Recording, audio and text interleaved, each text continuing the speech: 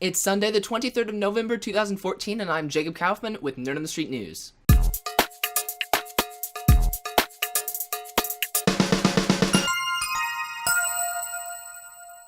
AMD revealed a new high-end processor last week. It's called the Carrizo, I think it's Carrizo. And it is an APU, an all-purpose unit. That means that not only is it a processor, but it's also a graphics chip. AMD has really been pushing the APU adoption. It's been doing giveaways and things, trying to get people to see that APUs are supposedly just as powerful as regular processors. Of course, most people prefer, if they're going to be doing gaming or video editing or something intensive, they would prefer to have a dedicated graphics card and then just have a dedicated processor as well. The new processor will be HSA compliant, which means that it will be able to call on the graphics card to perform computational functions. The media says that AMD needs every edge it can get over Intel because it is stuck on a 28 nanometer manufacturing process, which means that its processors don't have as many transistors or can't have as many transistors as Intel processors can. At least not without making the processors themselves physically bigger. Moore's Law says that we'll be able to fit twice as many transistors into processors every year. And that's what Intel has been doing. Intel is now using a 14 nanometer manufacturing process. However, as Intel is making transistors smaller and smaller, it's getting harder to keep up with Moore's Law. When you're talking about shrinking things, you can only shrink them down so much before you just get to the point where they're single molecules, single atoms. But Intel says that as the 50th anniversary of Moore's Law is coming up, they are trying to keep up, and they are planning on using 10 nanometer and even 7 nanometer manufacturing processes for their processors in the coming years. It should be noted that when Intel is using these smaller manufacturing processes, there is a higher failure rate. They're harder to make because everything is smaller, so there's a lot more bad chips coming out of the factory. That's why a lot of people right now are sticking with 22 nanometer processors. There's a new Google service being tested, and it's sort of a combination of Patreon and AdBlock. AdBlock obviously blocks ads from appearing in your browser. Patreon is a website where you can give a monthly amount to content creators, such as people who do YouTube or websites for a living. Google's new service called Contributor lets you give a specific amount to Google every month, between $1 and $3, and as long as you're doing that, all Google ads on the whole internet, or at least on participating websites, will be blocked. Instead of seeing an ad, you'll see a generic "thanks for being a contributor" box, and that box tags your visit to the website. At the end of each month, your $1 to $3 donation is split up among all of the websites that you visited. Like I said, right now this only works on certain websites. You cannot just go to any website, but imagine if this worked on any website on the internet using Google Ads. They could do that. That way you would be able to avoid ads that you don't like, avoid intrusive ads, but still support content creators, because if you're using AdBlock, then content creators, such as myself, don't get any money for what they're doing online. $1 to $3 a month really does not seem like much, considering how many websites I go to every month. But then again, advertising revenue really isn't a lot either, so any amount helps. Valve tells Steam Early Access game makers to tone down the hype. So Valve has a new program where game makers can have their games tested by customers, and then the customers can provide feedback. Similar to how tech startups often exaggerate everything they're doing to potential investors. A lot of early access game makers are exaggerating what their game will be able to do. They're doing that to get testers because some of them actually charge for early access. Valve says that from now on, all early access games must include gameplay, not just a tech demo. Game makers are required to set proper expectations, and they are not allowed to ask customers to bet on the future of your game. They're doing this because right now only a quarter of all early access games actually make it to full game status. So yeah, that was really needed. They needed to tell people, hey, stop acting like your game is the next big thing. You don't know that. Speaking of customer feedback, Microsoft has that new Windows Insider program that lets people give feedback. However, it doesn't sound like they're really listening to any of it. So Microsoft is integrating OneDrive into Windows 10, which is understandable. In Windows 8, your OneDrive folder on your computer was a list of files that you had in OneDrive. Your computer did not actually download any of the files until you went to access them. Microsoft recently changed this. Now all files are downloaded automatically from OneDrive to all your devices. Now I want to interject here.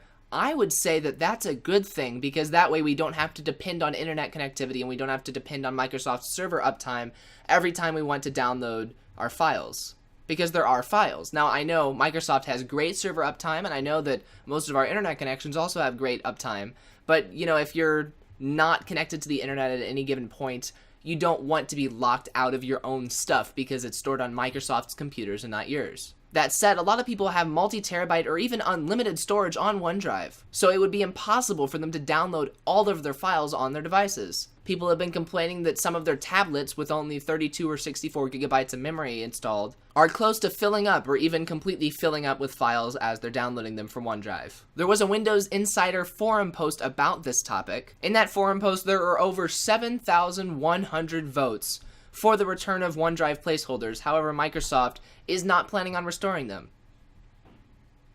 So this is raising the question, is the Windows Insider program really made to get insights from Windows users, or is it just a marketing tool? Speaking of the cloud, Adobe plans to bring Photoshop to the cloud. And right now, you know, there's Creative Suite, and then there's Creative Suite Cloud. Or no, it's just called Creative Cloud. Adobe has two suites of software. One of them is Creative Suite, the other one is Creative Cloud. Creative Suite gives you physical media that you use to install programs on your computer. Creative Cloud lets you download the programs, and then you get updates as long as you're subscribed to Creative Cloud. Creative Suite is a one-time purchase. You buy that software, you install it, you own it. With Creative Cloud, you only get the Adobe applications as long as you're paying the $100 a month or whatever it is. So if you get the software and then 6 months later you can't afford to keep paying the recurring payment, then you just lose access to the software. You were never owning the software, you just rented it. So that's why I don't like cloud software at all. But even with Creative Cloud, when you purchase Creative Cloud or when you subscribe to Creative Cloud, you are installing the program locally on your computer. Now Adobe is trying to make it so that you can use Photoshop on your Chromebook or on your netbook or on whatever machine you want to. And obviously, Chromebooks aren't powerful enough to run Photoshop at all, let alone well. So what this new system is Adobe has servers that run copies of Photoshop, and then you connect to one of those servers and use a copy of Photoshop. It's kind of like VNC. You can use a VNC connection to remote desktop connect to another computer, and then you can control that other computer. You can do things on the other computer using the other computer's processor, even if it's not in the same room as you, even if it's not in the same building as you. So I could take a netbook and connect to my workstation with VNC, and I could edit video, even though my netbook isn't powerful enough to edit video on its own. It's the same idea with Photoshop. Now the problem with VNC is that it's super slow. You cannot edit video or edit photos or do anything over VNC because it's too slow. It takes too slow to update the screen. That's Adobe's main concern with streaming Photoshop. They want it to feel like it's locally installed. They don't want it to feel like a web app where you have to wait for pages to load. There's an article linked in the description of this video, and you can go to that article and read about what it's like using Photoshop streaming right now. It looks pretty interesting. Like I said, I'm not in support of cloud-based software as a service at all. It's taking control away from me and giving it more to the company. But more on that later. The FCC is planning to force phone companies to maintain their copper networks. So just a few years ago, everyone had landline phones. They were running over telephone wires. They plugged in to telephone jacks. And those phones were always online, whether your power was on or not. Now that we have the internet everywhere, and now that the internet is everything for us, and now that everyone has cell phones too, phone companies have been migrating away from copper phones. Not copper phones, but copper wires, to connect to the phones. Rather than having actual landlines, if you get a landline installed now through, say, Uverse, then you'll probably be getting a VoIP phone, which stands for Voice over IP. It connects over the internet. Of course, the government doesn't like technological advancement, so now they are planning on forcing phone companies to maintain their copper networks. They're doing this in response to complaints that phone companies are forcing customers to switch to newer technologies by leaving the old ones unmaintained. And that's a legitimate concern. Let's say that you're getting phone service from AT&T copper phone service, and then AT&T comes along and they install Uverse in everyone's houses except for yours because you opt out and you say, no, I'm going to stick with copper. Now a big storm comes through and rips all of the cables that AT&T owns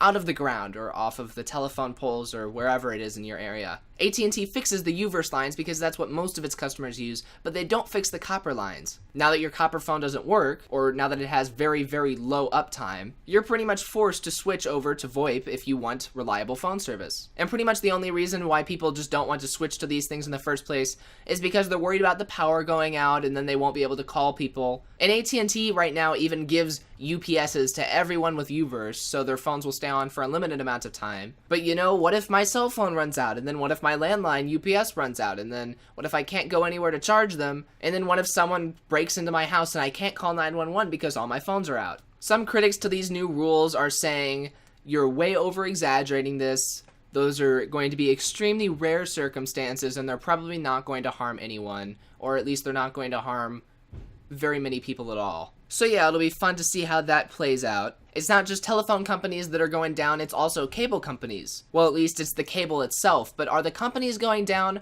or will they be able to adapt to the new technologies? Last month, HBO announced that they were going to have an online streaming service. Showtime also announced that they were doing a streaming service. CBS announced that it's doing a streaming service. I'm not sure I would want all of them to have their own separate streaming services, because then you can't watch shows from more than one provider unless you're subscribed to all of them, which is probably going to be expensive. I'd prefer something like Netflix, which gives me things from all different kinds of providers. And I've got a quote from someone at Netflix here. Netflix's goal right now is to become HBO faster than HBO can become Netflix. So Netflix is going to have to step up their content production before the content production companies step up their streaming services. Right now, cable companies and streaming companies do compete, but they are a lot of the same material. That could all change if the people who make the content start streaming as well. So yeah, it's pretty much all the matter of how quickly the cable companies can adapt to new technologies and how quickly streaming companies can grow their content production. To wrap it up this week, I've got an article about why the cloud isn't going anywhere. It kind of sends me some mixed messages in terms of what the government's role in the cloud should be. But the article discusses how convenience is quickly becoming more important than security at this point.